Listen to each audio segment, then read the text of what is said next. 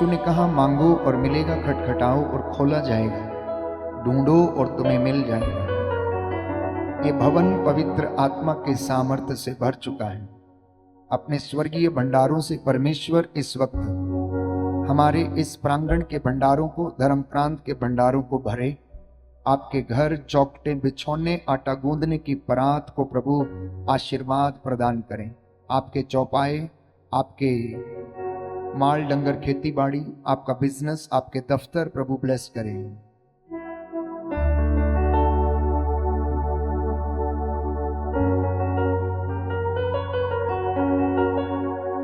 आसमान खोल दे यीशु के नाम से,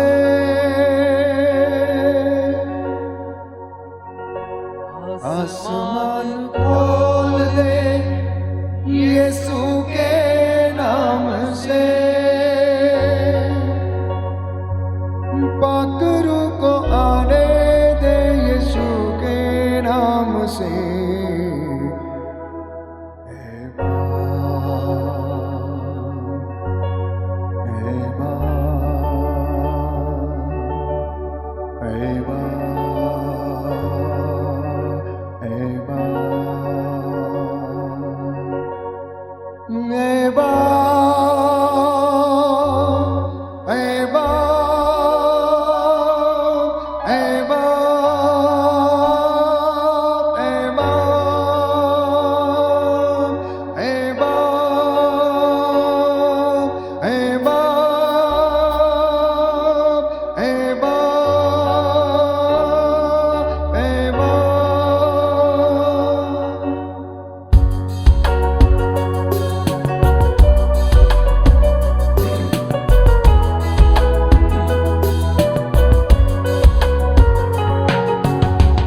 आसमान खोल दे यीशु के नाम से, आसमान खोल दे यीशु के नाम से, आसमान खोल दे यीशु के नाम से, आसमान खोल दे यीशु के नाम से, पाक रूह को आने दे यीशु के नाम से।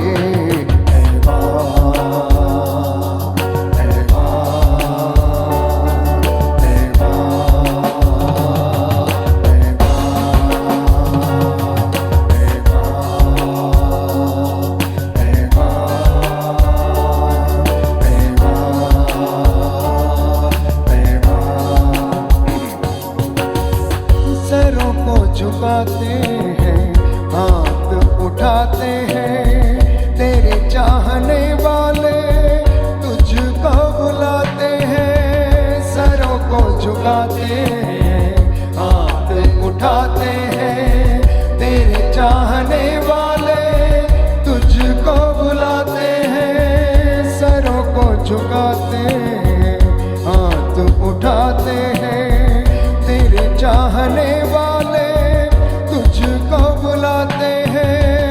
सरों को झुकाते हैं, हाथ उठाते हैं, तेरे चाहने वाले तुझको बुलाते हैं। बंद दर खोल दे यीशु के नाम से, बंद दर खोल दे यीशु के नाम से, पाक रूह को आने दे यीशु के नाम से।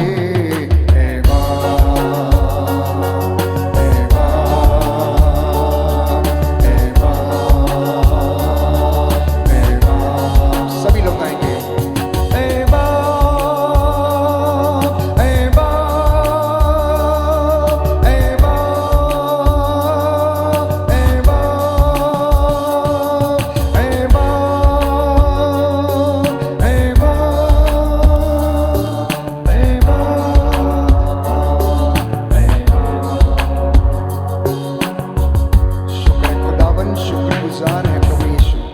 सुंदर समय के लिए तूने हमें दिया।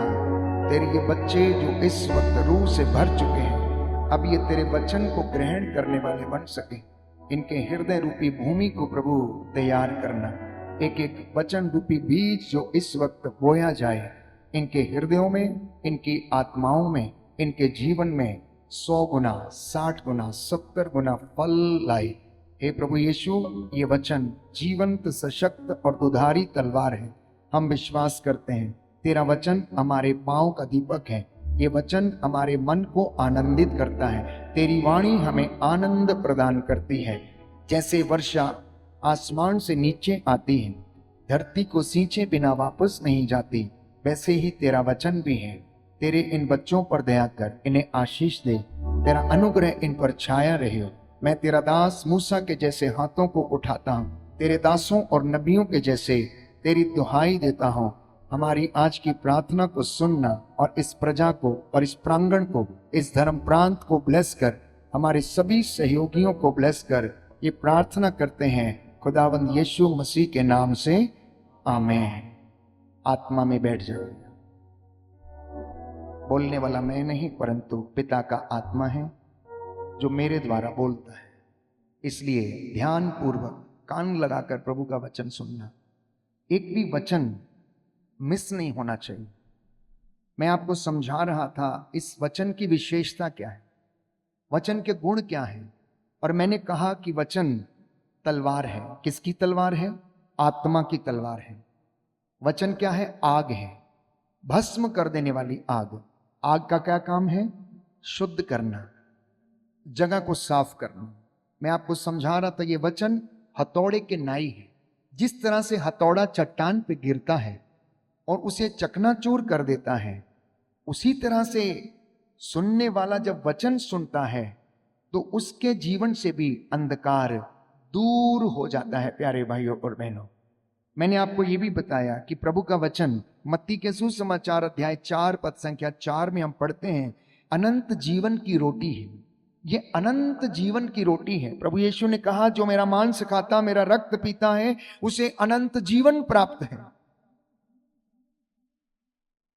सुसमाचार में हम पढ़ते हैं, यूहन्ना रचित सुसमाचार अध्याय 6 पद संख्या 68 में, कि ये अनंत जीवन देने वाला वचन है और ये जब हम सुनते हैं तो हमारी जिंदगियों में विश्वास उत्पन्न करता है। विधि विवरण ग्रंथ अध्याय 29 पद संख्या 8 और उससे आगे लिखा है कि वचन का सावधानी से पालन करो और तुम सफलता प्राप्त करोगे। बोलो आमेन, आमेन, हालेलुया। यीशु की स्तुति हो, यीशु को धन्यवाद, यीशु की आराधना हो, यीशु की महिमा हो, यीशु को धन्यवाद। प्रभु का वचन कहता है, तुम इस विधान के शब्दों को सावधानी से पालन करो जिससे कि तुम अपने सब कार्यों में सफल हो सको। Hallelujah, hallelujah, hallelujah.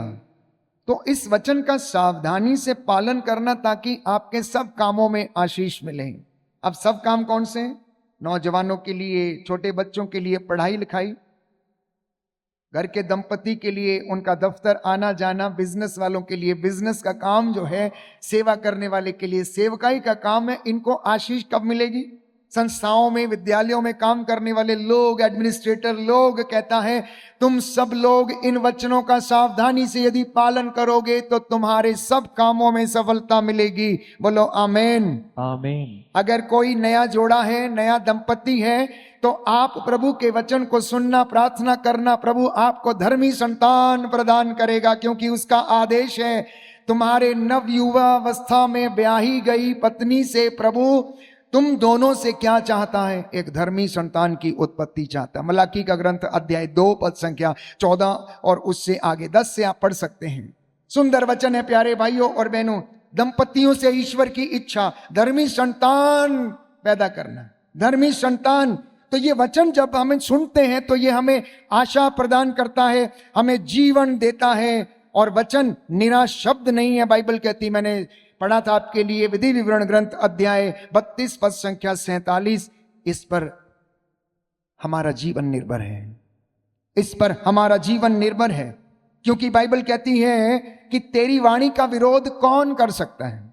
तेरी वाणी का विरोध कौन कर सकता है? समस्त सृष्टि तेरी सेवा करे, शब्द मात्र से सब कुछ अस्तित्व में आया और तूने अपना आत्मा भेजा और सब कुछ बन गया, इसलिए तेरे शब्द का, तेरी वाणी का विरोध कौन कर सकता है? कोई भी तेरी वाणी का विरोध नहीं कर सकता है। इसलिए बाइबल हमें बताती है, प्रज्ञा ग्रंथ अध्याय 16 में हम पढ़ते हैं पद संख्या 12 में, क्योंकि तुम्हें किसी जड़ी बूटी के लेप से स्वास्थ्य लाभ नहीं हुआ, परंतु परमेश्वर के वचन ने तुम्हें चंगा किया है। बोलो आमेन, आमेन, आमेन, amen, hallelujah, hallelujah, hallelujah. Hallelujah. अब मैं आपको समझा रहा हूं कि आप वचन पढ़िए, लेकिन कई लोगों को समझ में नहीं आएगा कि आखिर हम क्यों पढ़े इसको, क्या जरूरत है पढ़ने की। हमें तो अच्छा ही नहीं लगता, हमें तो समझ में ही नहीं आता, हम कैसे पढ़ेंगे, हमें पढ़ना नहीं आता। तो उसके विषय में बाइबल हमें बताती है, तिमोथी के पहले पत्र अध्याय 3 पद संख्या 16 और उससे आगे, कि ये धर्म ग्रंथ ईश्वर की प्रेरणा से लिखा गया है, इसलिए इसमें सामर्थ्य है, और जब ये बोला जाता है तो प्रियजनों ये हमें आशीर्वाद प्रदान करता है। तिमोथी का पहला ग्रंथ अध्याय 3 पद संख्या 16 में सुंदर वचन है, हम पढ़ते हैं कि ये वचन मेरे और आपके लिए, ये भ्रांत धारणाओं को दूर करने के लिए लिखा गया है, और परमेश्वर इसके द्वारा मुझसे और आपसे बातें करता है। बोलो आमेन, आमेन, हालेलुया, हालेलुया। इसलिए ईश्वर का वचन विश्वास करने के लिए है, ना कि विवाद करने के लिए। अभी सुनिए ध्यान से कि तिमोथी क्या लिखता है। तिमोथी का दूसरा पत्र अध्याय 2 पद संख्या 14 और उससे आगे, लोगों को इन बातों का स्मरण दिलाते रहो। तो आज प्रभु ने मुझ अपने दास को आपको स्मरण दिलाने के लिए यहां भेजा है। किस बात का स्मरण? सुनिए ध्यान से, लोगों को इस बात का स्मरण दिलाते रहो और ईश्वर को साक्षी बनाकर उनसे अनुरोध करो। मैं ईश्वर को साक्षी बनाकर आपसे ये अनुरोध कर रहा हूं यीशु के नाम पर। तिमोथी कहता है कि निरे शब्दों के विषय में वाद विवाद ना करें, इससे कोई लाभ नहीं होता, बल्कि ये सुनने वालों के विनाश का कारण हो सकता है। अपने को ईश्वर के सामने सुग्राह्य और एक ऐसे कार्यकर्ता के रूप में प्रस्तुत करने का प्रयत्न करते रहो जिससे लज्जित होने का कोई कारण ना हो, और जो निष्कपट रूप से सत्य का प्रचार करे। लौकिक और व्यर्थ बकवाद से दूर रहो। जो लोग उसमें लगे रहते हैं वे धर्म के मार्ग से दूर भटकेंगे और उनकी बातों का प्रभाव नासूर की तरह फैल जाएगा। ऐसे लोगों में हुमैनुस और फिलेतुस हैं। तो परमेश्वर का वचन किस बात के लिए है? परमेश्वर का वचन विश्वास करने के लिए है। परमेश्वर का वचन जब आप बोलेंगे तो उसके द्वारा आशीष आती है, इस काम के लिए है।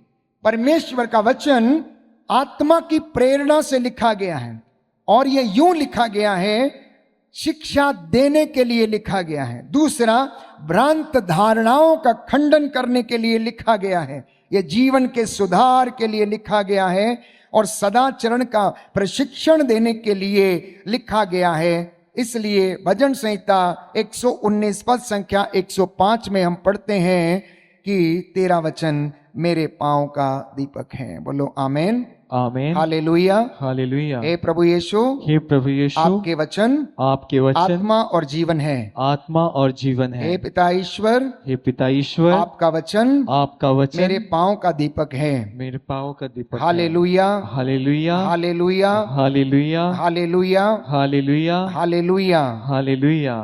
तो परमेश्वर ने ये वचन को भेजा। कैसे भेजा? नबियों के द्वारा भेजा। उन्होंने कहा, इज़राइल, इसहाक और इब्राहिम और याकूब का परमेश्वर ये कहता है, परमेश्वर ये कहता है, तुम पवित्र बनो जैसे तुम्हारा स्वर्गीय पिता पवित्र है। संत पौलुस ने इस वचन को लोगों को सुनाया। उसने लोगों से अनुरोध किया, आपका दाम्पत्य जीवन पवित्र हो। प्रत्येक व्यक्ति औचित्य और धर्म के अनुसार एक पत्नी धारण करे, व्यभिचार से दूर रहे। यह शिक्षा है। झूठ बोलना छोड़ दें, सत्य बोले। यही तो शिक्षा पेतरुस दे रहा था, यही तो शिक्षा पौलुस दे रहा था, यही शिक्षा याकूब दे रहा था, यही शिक्षा प्रभु के चेले लोगों को सुना रहे थे। यीशु जिंदा है, वो जी उठा है, वो सच्चा है, पश्चाताप करो, उसके पास लौटो, उसकी शिक्षा पर चलो, उसकी शिक्षा को ग्रहण करो। एकमात्र जीवन देने वाला उद्धार करता परमेश्वर यीशु मसीह है। यही तो वो वचन सुना रहे थे और इन वचनों को सुनकर लोगों के जीवन परिवर्तित हो रहे थे, उनका विश्वास बढ़ रहा था। लेकिन विडंबना है प्यारे भाइयों और बहनों कि आजकल कलीसियाओं में वचन बहुत कम सुनाया जाता है।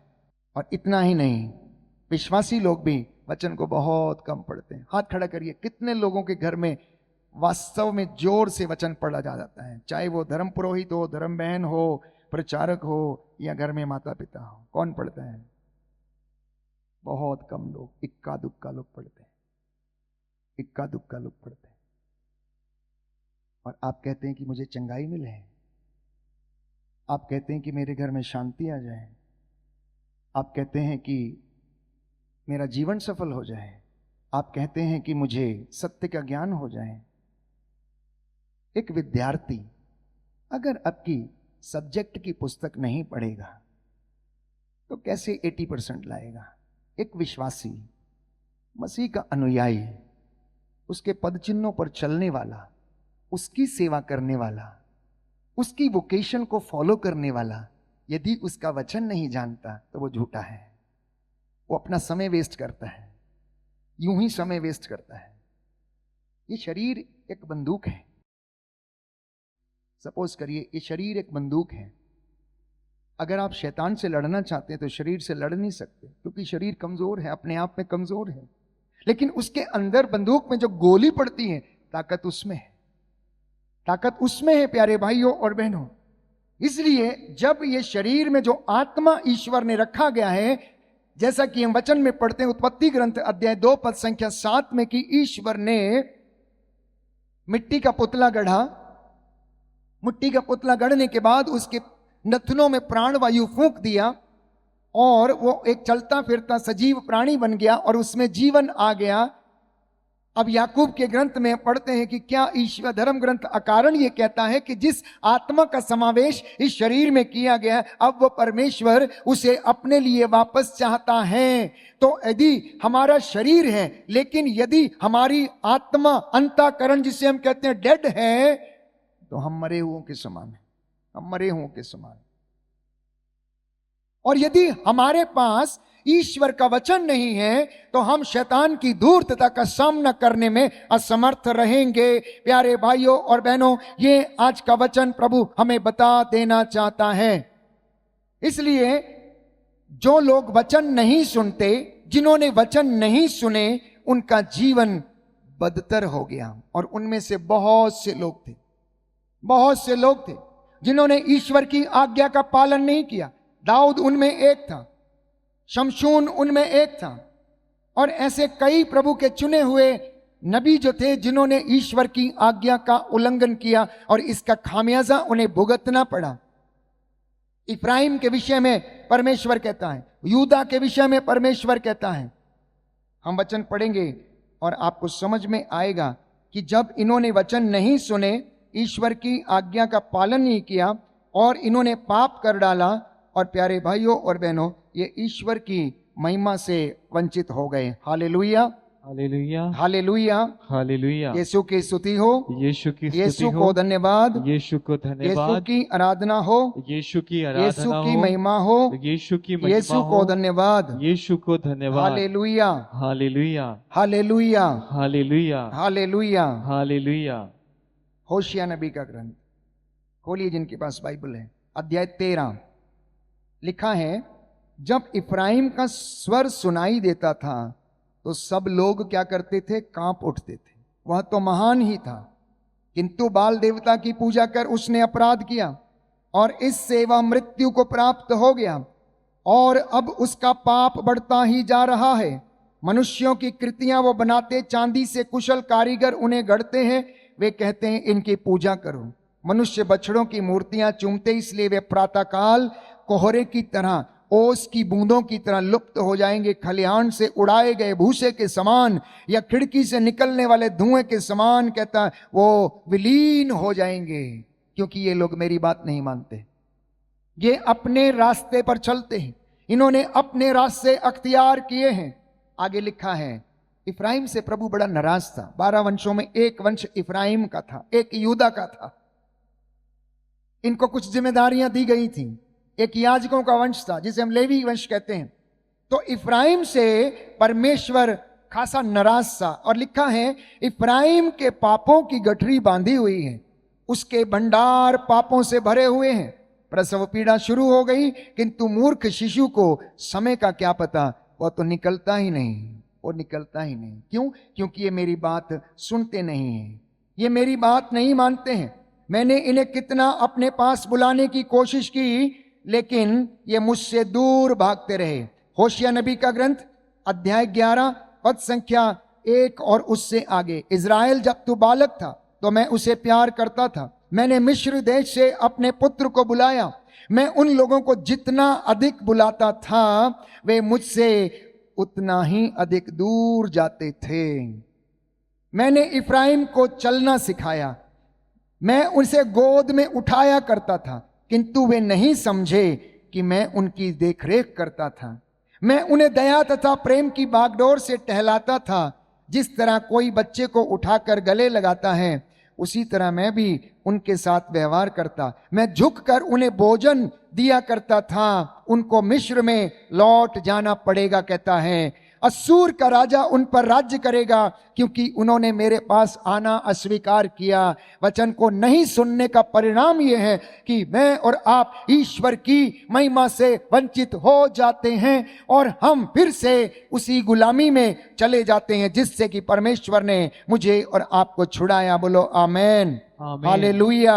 यीशु की स्तुति हो, यीशु को धन्यवाद, यीशु की आराधना हो, यीशु की महिमा हो, यीशु को धन्यवाद, यीशु को धन्यवाद। Hallelujah, hallelujah, hallelujah, hallelujah. आइए प्रभु यीशु, आइए प्रभु मेरे यीशु, जीवन में, मेरे परिवार में, मेरे परिवार अधिकार में लीजिए। अधिकार लीजिए। आप दयावान हैं, आप दयावान आप दया हैं, के सागर हैं, आप दया के सागर हैं, आप चंगाई दाता प्रभु हैं। आप चंगाई दाता प्रभु हे प्रभु हैं। यीशु, हे प्रभु यीशु, मुझ पर दया कीजिए, मुझ पर दया कीजिए। मेरे परिवार पर, मेरे परिवार मेरे पर, खानदान पर मेरे खानदान पर दया कीजिए। दया कीजिए। Hallelujah, hallelujah, hallelujah, hallelujah, hallelujah. Hallelujah. तो ये वचन जिसे हम रोज सुनते हैं, प्यारे भाई और बहनों, ये कभी पुराना नहीं होता है, ये हमेशा नया है, ये हमेशा नया है।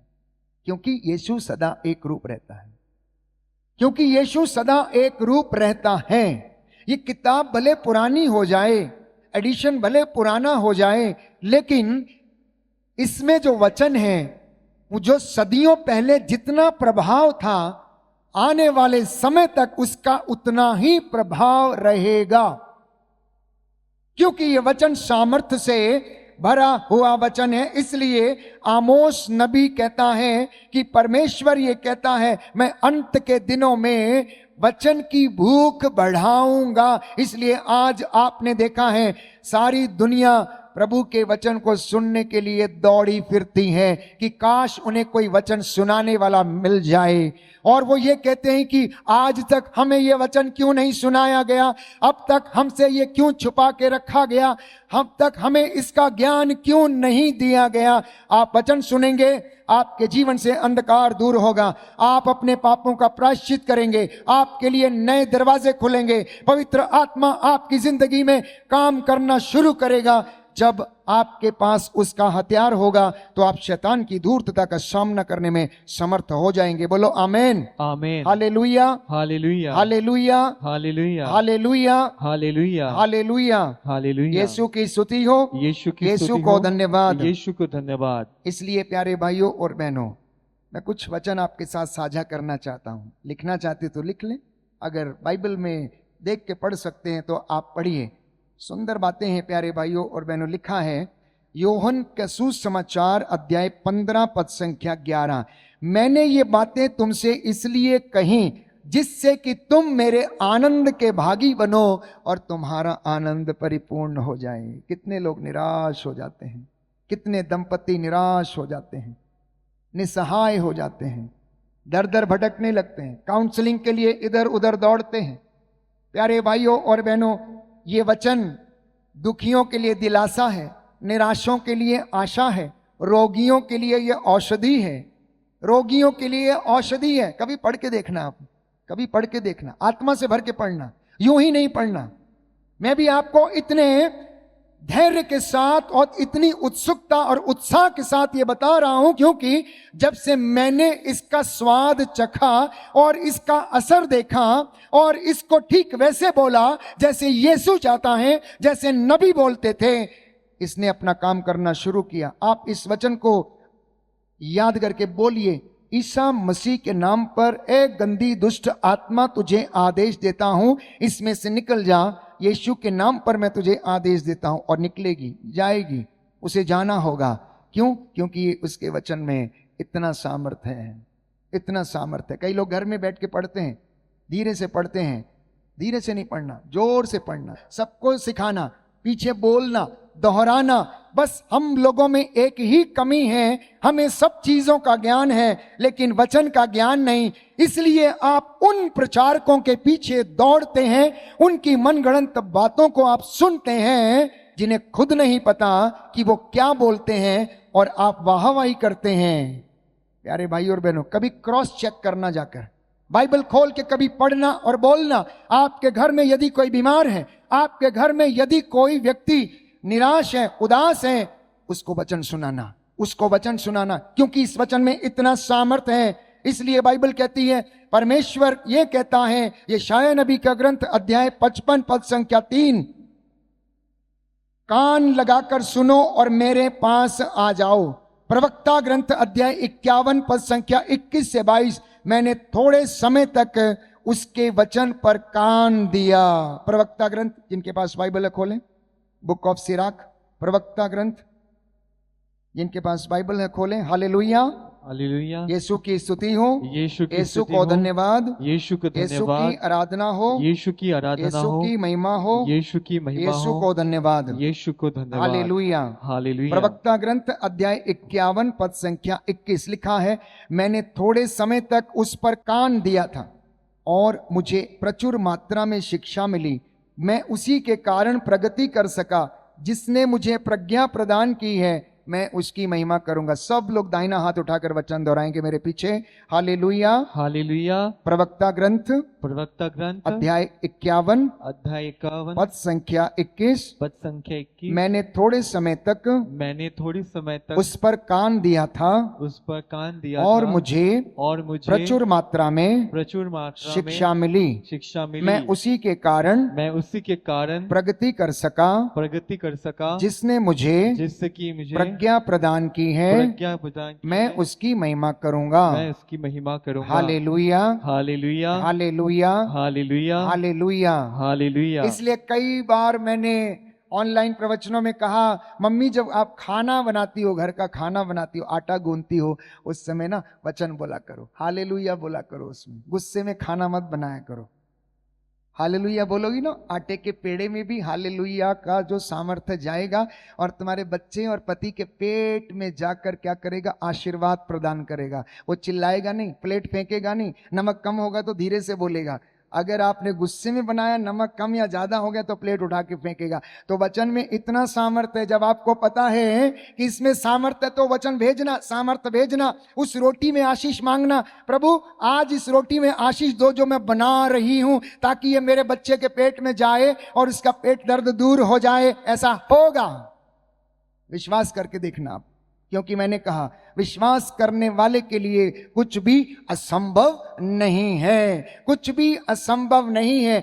घर में आप रोज सुबह दोपहर शाम प्यारे भाइयों और बहनों इन वचनों को सुना करो। साधना जो ऑनलाइन आपको मिलती है, प्रेजेंट वर्शिप जो मिलती है, जो गीत आप जो सुनते हैं, इसको गाया करो, गीत भजन गाया करो, ताकि आपके परिवार में एक पॉजिटिव एनर्जी घूमती रहे, सकारात्मक ऊर्जा घूमती रहे। कई घरों में शांति नहीं है, आप वचन लगा देना, गाना लगा देना, उस गाने मात्र से जो आशीष आपके घर में ठहरेगी वो आपके घर को शांति प्रदान करेगी। बोलो amen, amen, hallelujah, hallelujah. Yeshu की स्तुति हो, यीशु को धन्यवाद, यीशु को धन्यवाद। क्योंकि हम बाइबल महोत्सव मना रहे हैं तो इसलिए ये नितांत आवश्यक है, ये जरूरी है कि आज हम वचन की महत्व को समझें, उसकी सार्थकता को समझें, उसके विषय में बाइबल कहती क्या है उसे हम समझें। योशुआ नबी का ग्रंथ अध्याय 1 पद संख्या 8, book of Joshua chapter 1 verse 8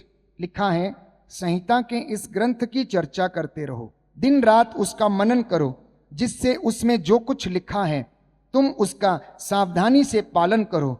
इस तरह तुम उन्नति करोगे और अपने सब कामों में सफलता प्राप्त करोगे।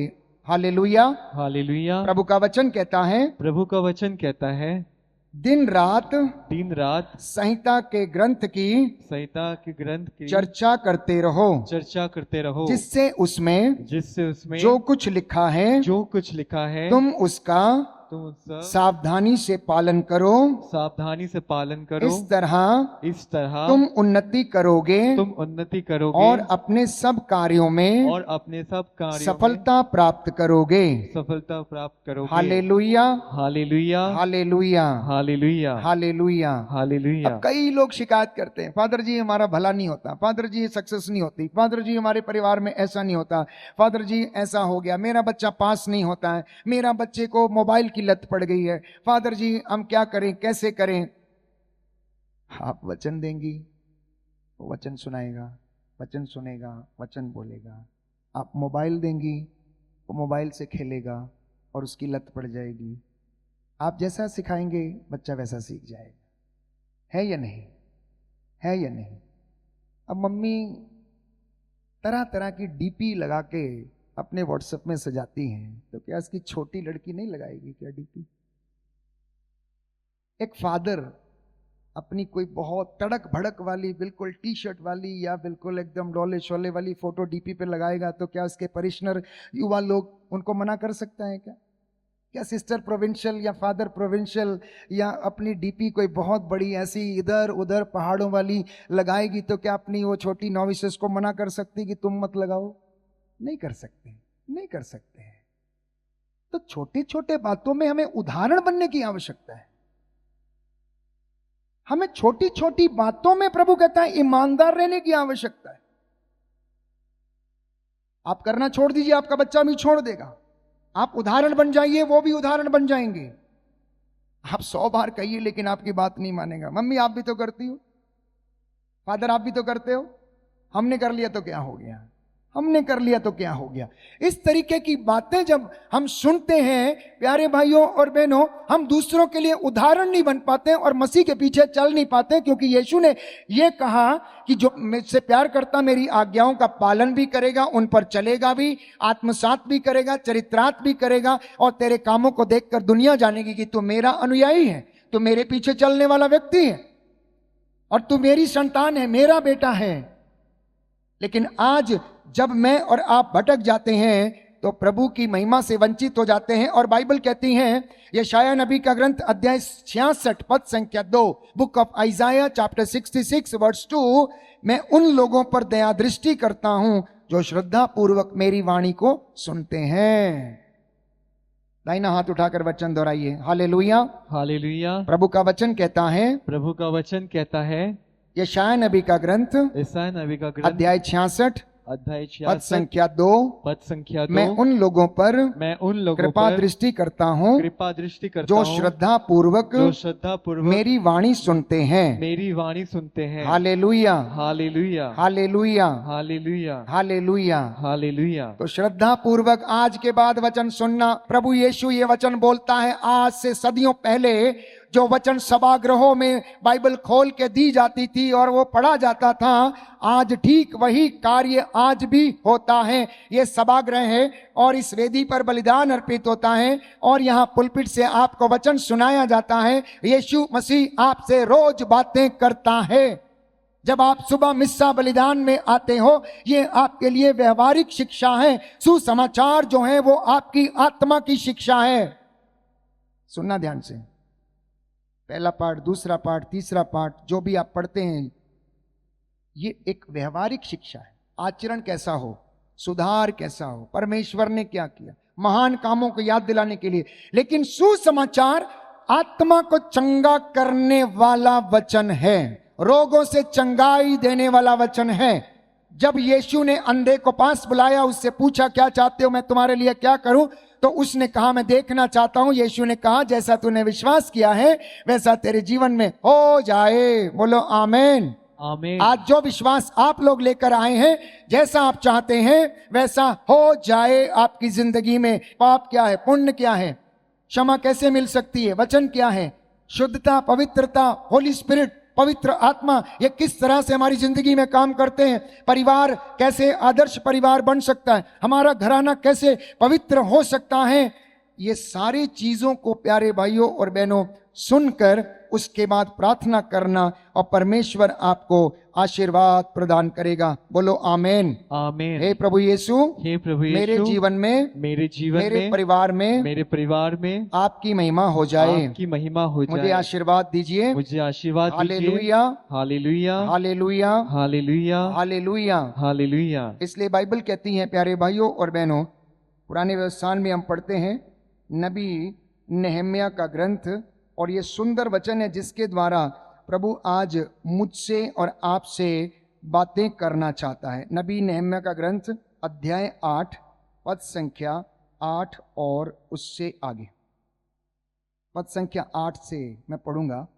उन्होंने ईश्वर की संहिता का ग्रंथ पढ़कर सुनाया, इसका अनुवाद किया और इसका अर्थ समझाया। सुनिए ध्यान से, उन्होंने क्या किया? ईश्वर की संहिता का ग्रंथ पढ़कर सुनाया, इसका अनुवाद किया और इसका अर्थ समझाया, जिससे कि लोग पाठ को समझ सके। इसके बाद राज्यपाल नेहम्याह, याजक तथा शास्त्री एजरा और लोगों को समझाने वाले लेवियों ने सारी जनता से यह कहा, यह दिन तुम्हारे प्रभु ईश्वर के लिए पवित्र है, उदास होकर मत रो, क्योंकि सब लोग संहिता का पाठ सुनकर रोते थे। When they heard the word of God, they started crying. Why? Why these mysteries were hidden from us? हमारे जिंदगी में हमसे ये रहस्य छुपे हुए क्यों थे? इसलिए जब उन्होंने वचन को सुना तो वो रोने लगे, प्रायश्चित करने लगे। इसलिए वहां पर उपस्थित समझाने वाले लोगों ने कहा कि उदास मत हो, आज का दिन प्रभु ने ठहराया है इंदौर की कलीसिया के लिए, कि इंदौर की कलीसिया परमेश्वर का वचन सुने, अपने घराने को और जीवन को शुद्ध करे, पवित्र करे और आपके ऊपर उसका आशीर्वाद ठहरे। लिखा है, तब एजरा ने उनसे कहा, जाकर रसदार मांस खाओ, मीठी अंगूरी पी लो, और जिसके लिए कुछ नहीं बच सका उसके पास एक हिस्सा भेज दो, क्योंकि यह दिन हमारे लिए पवित्र दिन है, प्रभु का दिन है। उदास मत हो, प्रभु के आनंद में तुम्हारा बल है। बोलो आमीन। आमीन। प्रभु के आनंद में तुम्हारा बल है। बोलो, प्रभु के आनंद में तुम्हारा क्या है? बोलो, प्रभु के आनंद में मेरा बल है। बोलो, प्रभु के आनंद में मेरा बल है। प्रभु के आनंद में मेरा बल है। प्रभु के आनंद में मेरा बल है। Hallelujah, hallelujah, hallelujah, hallelujah, hallelujah. Hallelujah. Yeshu की स्तुति हो, यीशु यीशु को धन्यवाद, यीशु को यीशु धन्यवाद, की आराधना हो, यीशु की यीशु आराधना की हो, महिमा हो, यीशु की यीशु महिमा को हो, धन्यवाद, यीशु को धन्यवाद। Hallelujah, hallelujah, hallelujah, hallelujah. तो प्रियजनों, जो वचन आज मैं और आप सुन रहे हैं, इस वचन के द्वारा प्रभु हमें चंगा करता है, शुद्ध करता है। आइए हम प्रार्थना करेंगे, आंखें बंद करें। शुक्र है खुदावन, शुक्रगुजार है, तेरे वचन आत्मा और जीवन है। इन वचनों के द्वारा हमारे जीवन के हर प्रकार की भ्रांत धारणाओं को दूर करना। पिता परमेश्वर, तेरा पाक और पवित्र सामर्थी लहू इन पर छिड़क देते हैं। मेरी प्रार्थना को सुनो, उद्धार करता यीशु के नाम से मांगते हैं, आमीन। आमीन।